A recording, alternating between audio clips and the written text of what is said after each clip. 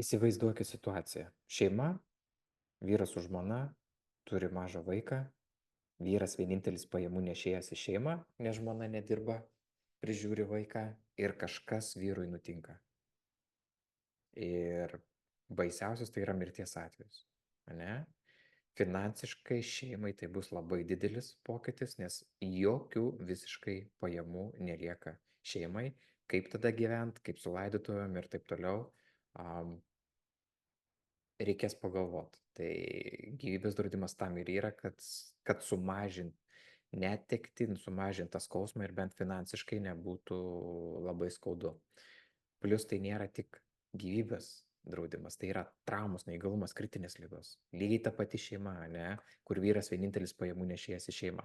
Ir nutiko kažkokia trauma, ten ranka, koja lūžo ir net taip sugijo ar dar kažkas ir kokius 2-3 mėnesius negali dirbti. Irgi negali generuoti pajamų į šeimą. Tai kaip tokiu atveju reikalinga išmoka, ar yra tas rezervas, kur tiesiog 3-4 mėnesius gali nedirbti ir viskas tvarkoj. Tai jeigu rezervai yra, viskas gerai. Jeigu rezervų nėra, gyvybės draudimas nėra nei per brangus, nei tai, kad pinigų švaistimas ar dar kažkas. Tai yra must dalykas.